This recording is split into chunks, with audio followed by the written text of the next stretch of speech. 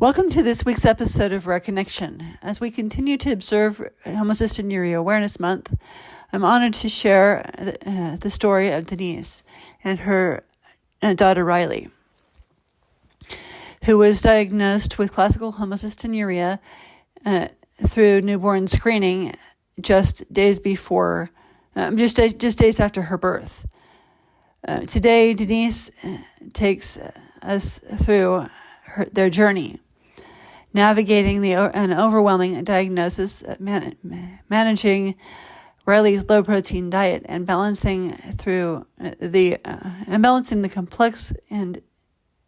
complexities of daily life, ensuring that Riley thrives.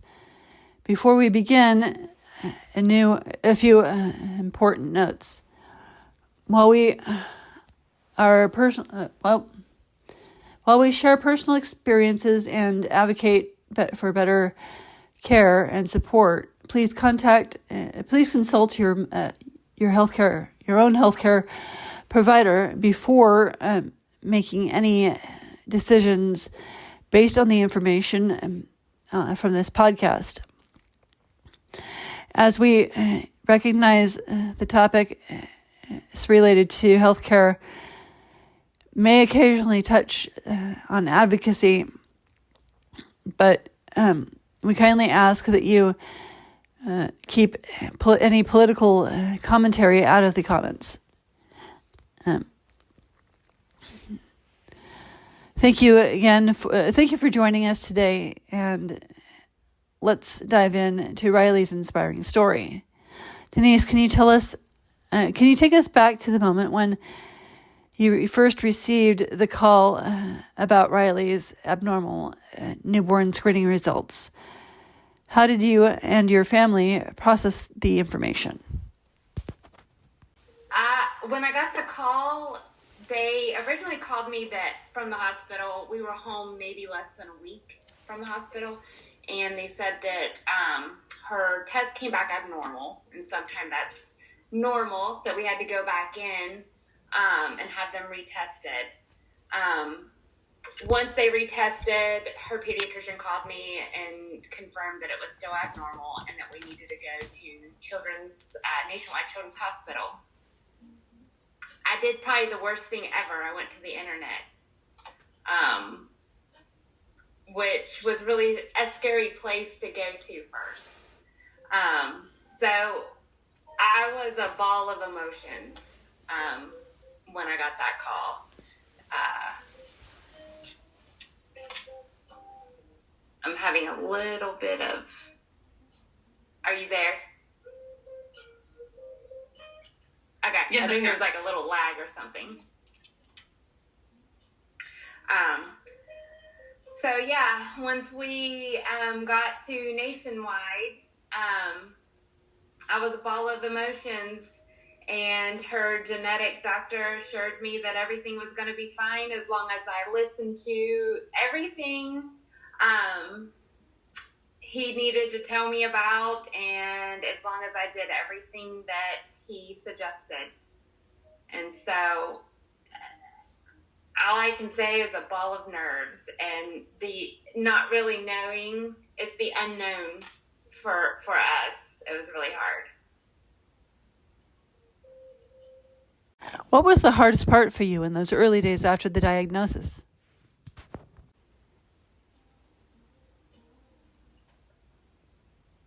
The hardest part for us was probably I didn't breastfeed, which was good. And we ended up having to do a mix of formula and her Hominex. I think having to make sure to count everything, and where she was on like a strict feeding schedule, I think we just felt like, are we doing this right? I think that was the hardest, was getting used to counting everything, counting her protein, and mixing her formulas just right. And just not knowing how things are going to be. And I think in the beginning they didn't know. I guess some patients are B6, like they can take B6. We had to go through that, like if the B6 would help her, or if she had to take the betaine as well. So I think the hardest part was going through all of the different testing and trying to figure out what worked for Riley in that first month. Mm-hmm. Was Riley B6 responsive? She wasn't. I think I read that you mixed the Homonix with a regular baby formula. Was that correct?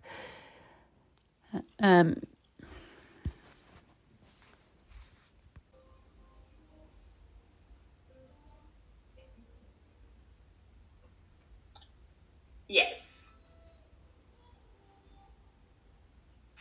Is that counterintuitive? Say that again. A non-protein with a protein. I know. I was really.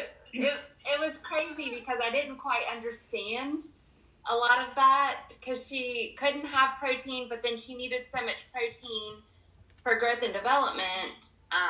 And then that's when we would have to put her betaine in her formula to help, I guess, for her body to get rid of extra methionine that she couldn't have. Medically prescribed formula is basically a protein shake that in either liquid or powder form, sometimes called milk by some patients, that will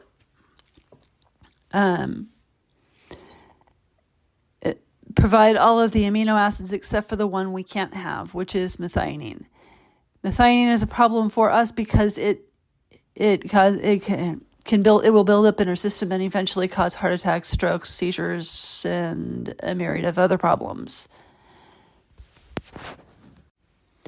You mentioned that the initial treatment protocol for Riley included a specialized formula and vitamins. How did you adapt to these new routines as a parent, especially with a newborn at home? We created a chart on our wall in our kitchen, and we as she grew, we would have to keep up with the amount of formula that she would need daily, and so it was always changing. So the way for my husband and I to be able to keep up with what she is drinking and when she would be drinking next, we created a chart for morning, afternoon, night, things like that, just to kind of help keep on schedule. Because I also worked. I went to work when she was 6 weeks old, and I had my grandmother and his mom babysat for us. And so we would just keep everything scheduled, and they would know. And I would pre-mix her bottles. That way they knew exactly how much to give her. Everything was always pre-mixed and ready in the refrigerator with her vitamins in the formula and her medication already in the formula.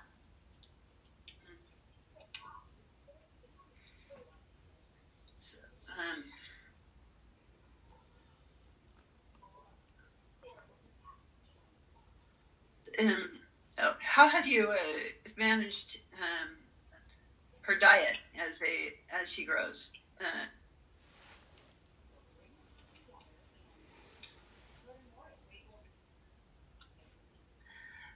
That have been in keeping track of her low protein diet. When she started eating food, she was allowed 9 grams of protein from food. And again, we have a chart that we follow, and we mark it all the way up to 9 grams. And so we look at all of the ingredients on the back, how many proteins are in everything that she eats. We've measured everything out. We would chart, like if she had something that was 2 grams, we had a little magnet, and we would put it up to the 2 grams so that we would know, okay, she is allowed 7 more during the day. So the chart system really works for us, especially where say my husband is home with her, or by the time I get off of work in the evening, we can see during the day how much she's already eaten, and then we know what she's got left. The chart system is the best,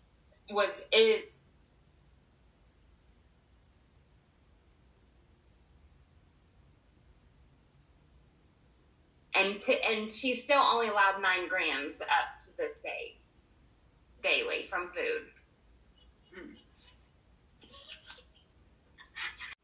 Riley seems to be a very active and happy child. How have you balanced managing her disorder while encouraging her to explore activities like tumbling, dance, and swimming? Currently, she is in school, and she has extracurriculars afterwards. So the one we manage her diet. She has to drink 16 ounces of formula daily, and to make sure that she gets enough energy throughout the day, because as you know, most of her nutrition comes from the formula. Fat, calories, and the right type of protein that she can have. So she will drink we split it up 3 times a day. So she'll drink formula in the morning before school. And then she will have breakfast here at home so that we know how much she's getting. And we pack her lunch for school. And then she will also have about 2 o'clock in the afternoon, more of her formula, just to try to, keep her energy up. And then we pick her up from school. Typically she has a snack, and then we're off to her activities, whether it be tumbling, or right now she's in cheer. And then plenty of fluids. And then in the evening she'll have dinner, and then she will have her formula again. I feel like for an active child, it's very important that formula, and splitting it up 3 times a day has been very helpful for her and for us. And that's how we manage her diet. Also, we advocate for her. So most all parents, the school, knows very well about Riley's condition and her diet restrictions. Most of her food, everything goes through me first. Most of the parents always know to ask me if Riley can have something. Also, Riley is learning about her condition, and she can advocate for herself. She knows the things that she can have and the things that she can't have. And if she is approached with something, she knows to always ask me or an adult that knows her condition before eating anything. So really, it's kind of one of those things when you're raising a child, you need the whole community to kind of come together. And I feel like in the small community that I'm in, a lot of people are aware of her condition, and we all just kind of work together to help her flourish and succeed. Meanwhile, sticking to her diet and her formula has been the key. Not a lot of people are familiar with the diet. What kinds of things do you pack for her school lunches? She really likes cookie butter. She loves cookie butter. So we'll typically do gluten-free bread. And we will use cookie butter instead of peanut butter. And she loves those. Sometimes she'll do that with jelly. We send fruit. She loves apples, bananas. We'll do carrot sticks and ranch. We really try to stick to a lot of 0 protein items, or just very low protein items. She also loves quesadillas, so I'll do quesadilla with the dairy-free cheese. She loves coconut. It's the dairy-free cheese made with coconut milk, because we feel that tends to be the lowest protein items that we find for her. So things like that. But I will say she loves cookie butter. Yeah. She'll dip apples in that. Yeah, cookie butter. Yeah. Lots of fruit and vegetables. Yeah. I know Amber gives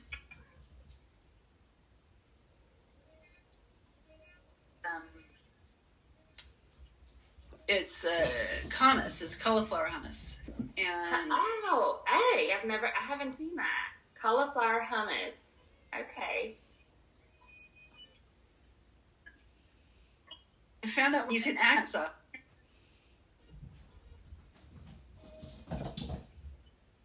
Cookie butter and that sounds like a good idea. Yeah. So it's just those two things. Right. Yeah, we definitely do a lot of like stir fries, things like that. Yeah. And if you have access to the medical foods too, you can use the peanut butter too. Yeah. Yeah, we do Cambrooks. We like their pasta. We like their pastas. She definitely likes pasta marinara sauce. We do the Cambrooks pasta.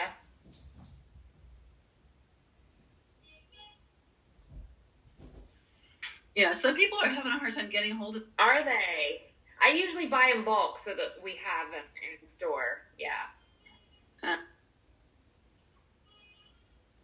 Another thing that we use a lot of, like, Riley loves tacos, and I've learned to take cauliflower rice and saute cauliflower rice and add taco seasoning to it. She loves ranch and her dairy-free cheese, and that's her tacos, and she loves that. Oh. Yeah, it's a very low protein item, especially with the growing kids, because we'll do a lot of, like, we'll use the rice and taco seasoning. Are there any particular challenges you faced with school or extracurricular activities due to her dietary needs and medical conditions? At school, she does. Do you mean like what they do for her at school? Like, I know with some schools they have times when they're giving out things to other kids. Okay, yeah. So she has a bright yellow folder in her classroom that talks about her condition, and she gets sent down to the nurse for any food related things, because they will call me if there's been any snacks or cupcakes, like when kids have birthdays and things like that. Lots of times I have found that depending on the cupcake, as long as I know ahead of time that they're going to do that, I can usually count that into her grams.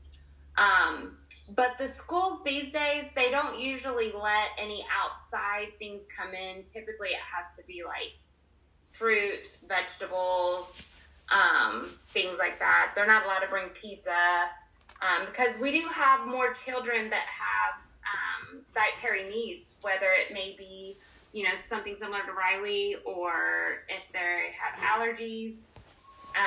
So the schools these days are pretty strict on what's coming in. When she started kindergarten last year, we would do snack time, and I always brought her food. And there's a lot of things out there that are similar. We try to stick to gluten-free because it's typically lower in protein. So we typically always bring her snacks so that she doesn't ever feel left out. But she has to go to the nurse for a lot of, things to basically for it to go through me. Mm-hmm. And honestly, I'm considering, because we had a little struggle in first grade this year with the teacher not really understanding, and I was very stressed about it, and I was in conversations with the principal on how strict that this diet for her is. I'm actually considering trying to get her on a 504 plan because of her diet. That way it'll follow her all through school. Have you checked into the clinical trials? Oh, we were just up in Nationwide. Yeah, we were up at Nationwide Children's Hospital, and they talked to us about it.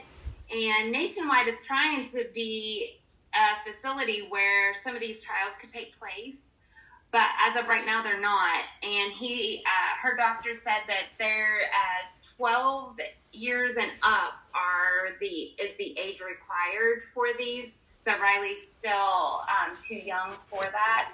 But it sounded pretty exciting, some of the things that he was telling me about. Yeah. Maybe by the time she's a teenager.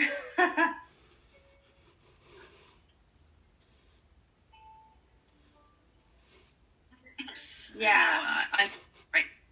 It's, but in fact, I just became unblinded, and so it's that they're gonna start teaching me how to self-inject pretty soon. Oh, yeah. That's exciting. That's exciting. Yeah. Yeah. Well, I definitely left there happy because like I said, she just had her annual checkup on the 30th of September, and they were telling us that it's looking good. So.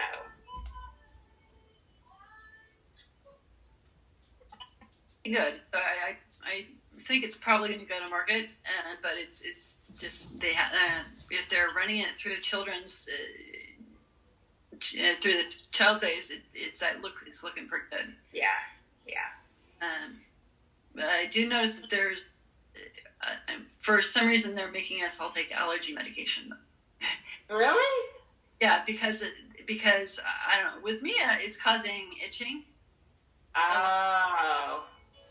And so you get kind of like a kind of feeling, but yeah, it's not major. It's just an injection site, so it's not really bad.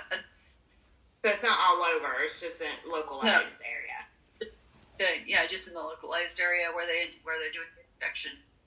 Gotcha.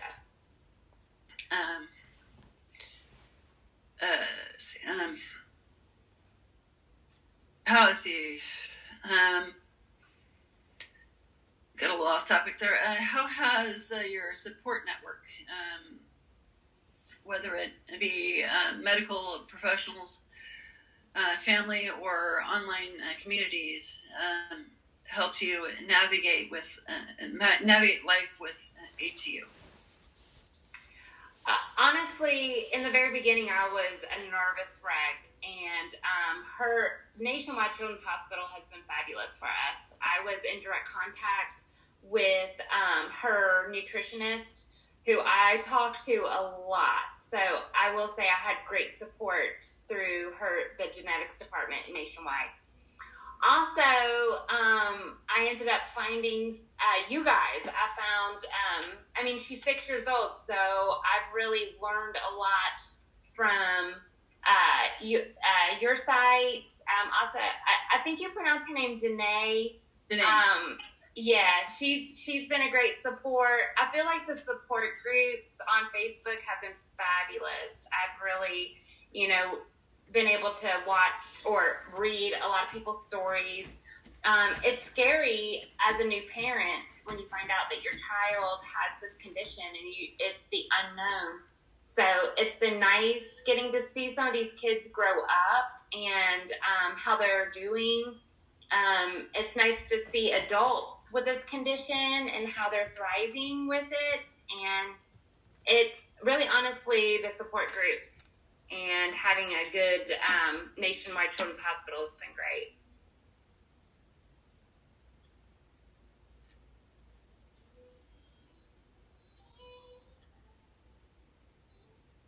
I feel like my family's been supportive too, a lot.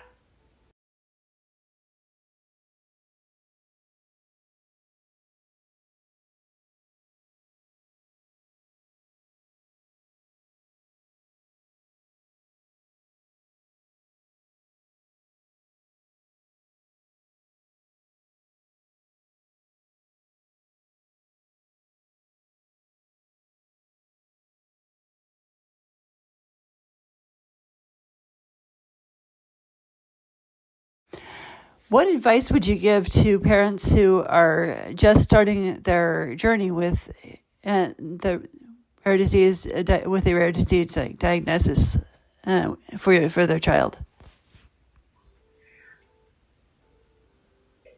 The advice that I would give was would be exactly what my doctor said. I know it's overwhelming in the beginning. Our life now with Riley, it's normal. We have learned how to count everything. So 6 years into it, it's so normal, and it's just like we just know what to do. But in the very beginning, just listen to your doctors and the healthcare, and just do exactly what they say. And everything's going to work out fine. Everything is going to be fine. And I know that it's very, very overwhelming in the beginning.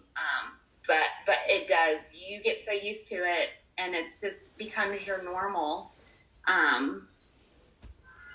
And like I said, now it's even Riley at 6, she knows about her condition. So just be patient, breathe in, and just listen to the medical. Also, definitely join these support groups. I feel like you guys were probably one of the best things for me too. So, but I suggest the support groups are great, and reaching out to anyone that may have good advice also, because it's what I did.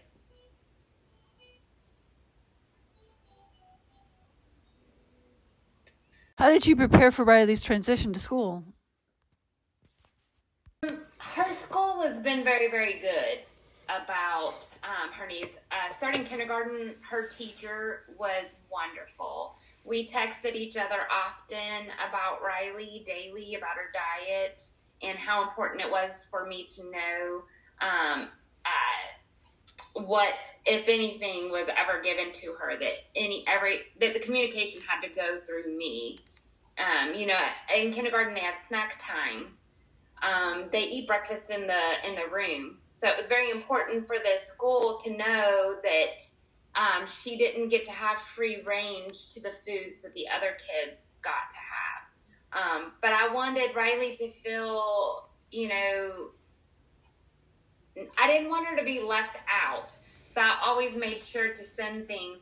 And there was times at school, if there was like apples or like applesauce, things like that I knew were like 0 protein items, her teacher would text me, is it okay if Riley has an apple here? Or is it okay if Riley has applesauce? Or is it okay if she has a juice? And I would typically let Riley do those things because I knew that it was okay. But it was just really building that confidence between the teacher and me. And I still have that relationship now in first grade with the teacher and the nurse and the principal. I mean, even the cafeteria workers are aware of Riley's, because there are times that she can have tray lunch. Typically, if it's like green beans, mashed potatoes, or like a fruit, they just know Riley is not allowed to have the entree, with whatever it is. Sometimes that I will allow her the extra fruit if she's still hungry.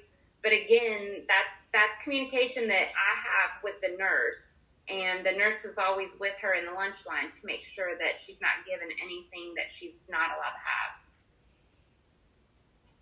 to have.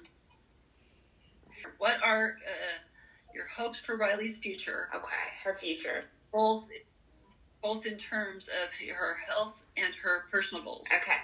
So my hopes for the future is like what we were talking about earlier with the treatment options. Hoping that in the future she can be more relaxed with her diet. Hoping that comes out, well in the end for her. Also, I'd like to see her succeed. I want her to continue her education and go to college, have a good career, have a family of her choosing. I would really like to see her be able to live a successful, healthy, normal lifestyle is what I would love for her. Whatever that may look like in the future as far as treatment goes.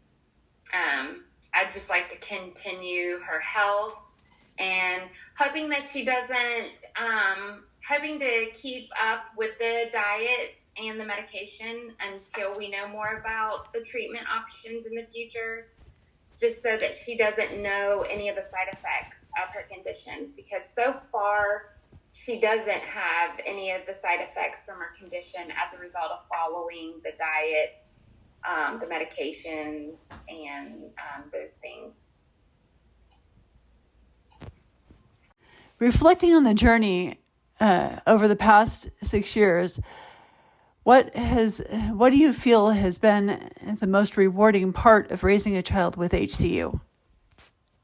Probably seeing how, like I was stating earlier, just following doctors' recommendations and all the support groups, just seeing how Riley is currently thriving. She's doing well in school. She's an active child. Knowing that I'm following everything that the doctors recommended, I feel like that's been the most rewarding thus far, is just seeing her, be a little 6-year-old, just your typical little 6-year-old.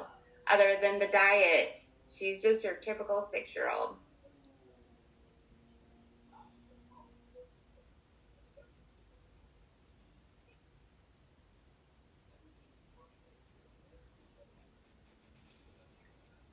What would you say to the parents?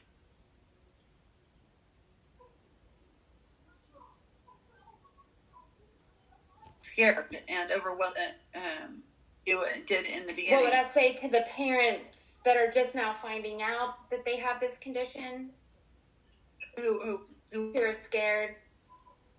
Yeah. What do you do? What would you say to the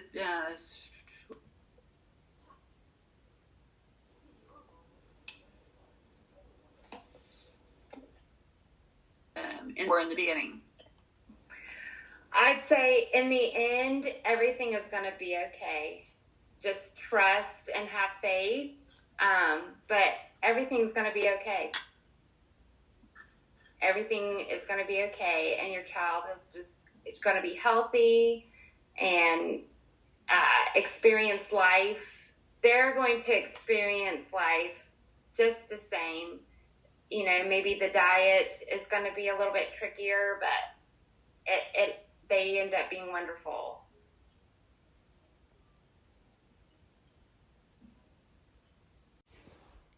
Homocystinuria Awareness Month is all about spreading knowledge. How do you advocate for Riley and HCU awareness in your community? And what changes would you like to see in healthcare or public understanding?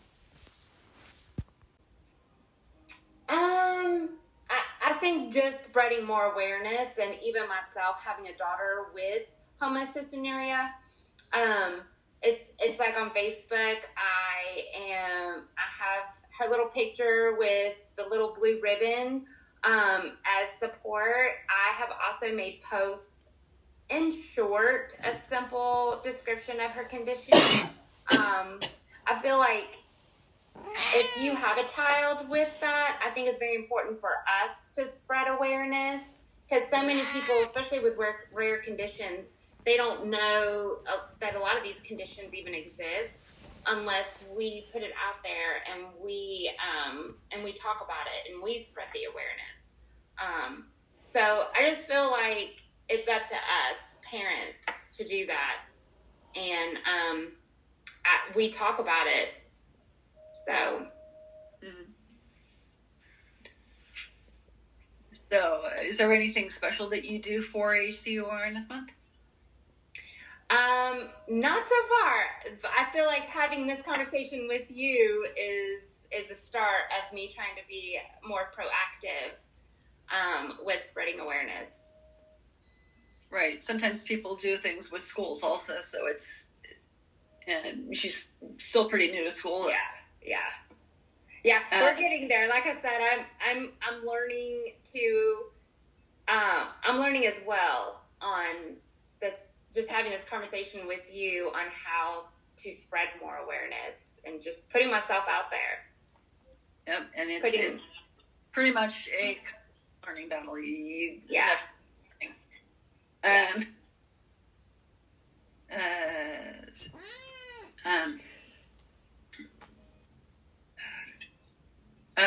What do you think is the most misunderstood aspect of classical homocystinuria that you'd like people to know? The most misunderstood about it would be probably the diet. It seems very hard, and like if I talk about the strict diet, so many people, they're just like, oh, that has to be really hard. But it really hasn't been hard for us. Like I said, in the very beginning it was, but it's such a normal. We know what Riley can eat. We know what her tolerance is because of her blood work that she takes in her blood work. That's how we know how she's doing. I feel like we miss for our kids like something that we had, but they don't, especially if you found out that you had this condition from birth. Riley doesn't miss things that the other kids are used to eating. She loves her fruits and vegetables. So I feel like the biggest misconception is that people feel bad for her or a child with HCU because they don't get to eat chicken nuggets or something like that. But Riley's never had a chicken nugget. She doesn't know what it tastes like, and she loves her fruits and veggies. So I feel like that's probably the biggest one. You know, yeah. You've tried the Cambrook tweaks. Yeah, I haven't tried those. I'll have to try it.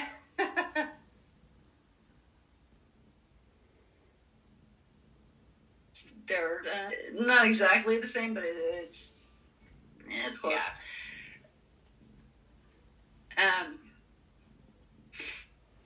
But I know what. Yeah, where I live, we're not close to like a Whole Foods, so we don't always get those options, the Dr. Prager's, unless I can order it online, which is kind of hard to do in our area. I think Trader Joe's has them too. I know, we don't have a Trader Joe's or Whole Foods here. Oh. I have to drive to Columbus. It's about a 2.5-hour drive. Yeah, when you mentioned the cookie butter, I thought, you gotta have a Trader Joe's here. Yeah, no, we get that from good old Walmart. We do have an Aldi's. Aldi's sometimes will carry some good, yeah. So all That's what I heard. Yeah.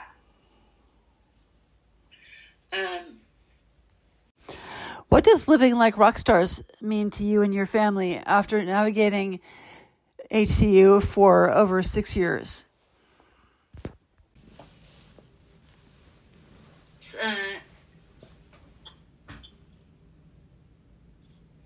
Living like rock stars. I feel like we've taken this condition, and we're just still living. She's living, we're living life to its fullest. We're sticking to the diet, sticking to the medication, but we're just still living life. We're not letting this, depress her, depress us. So living like a rock star just means we're still living life to the fullest and just, raising a happy child, because that's what we want to do. And we don't want her to feel like she's held back by her condition. Is there anything you'd like to share with other parents or families who listening who might be facing a similar rare disease diagnosis?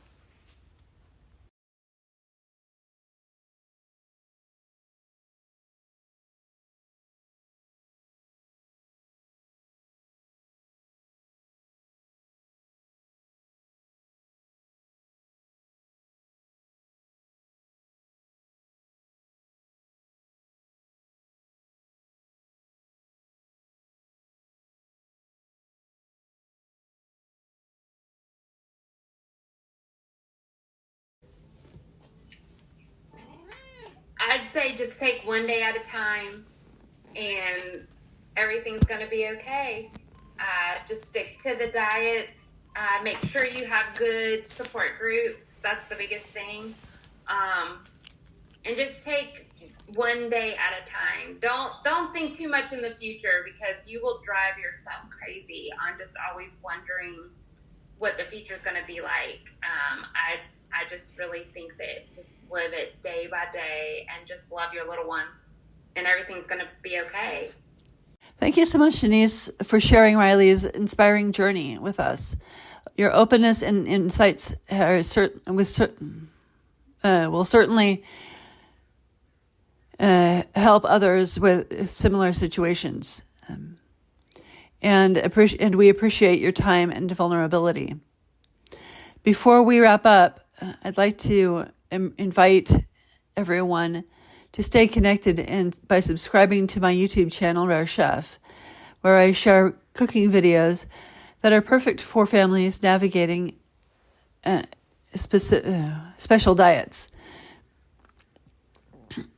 You can follow and subscribe. You can also follow and subscribe to this podcast, Rare Connection, on our favorite platform to keep up with our latest episodes. For those who prefer to give feedback, if you are listening to the audio version, you can text me through the link in the show notes. I'd love to hear your thoughts. And don't forget to visit our website, reaconnection.org, to learn more about our mission. We have a Facebook page and group under Rare Connection, and we also are now on X, formerly known as Twitter. And if you are passionate about helping others, if you are passionate about helping grow our nonprofit, Rare Connection, we are actively looking for dedicated board members with to help with fundraising and leadership experience, who have fundraising and leadership experience as the organization grows. Board members will head committees, play a vital role in our mission.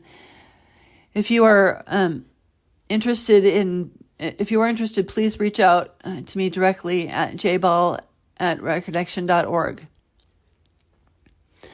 Lastly, if you or someone you know is struggling with mental health or feeling overwhelmed, you are not alone. The Suicide and Crisis Lifeline is available 24/7. Just call or text 988. You can also reach out to the crisis text line at 741-741. Please do not hesitate to seek help if you need it.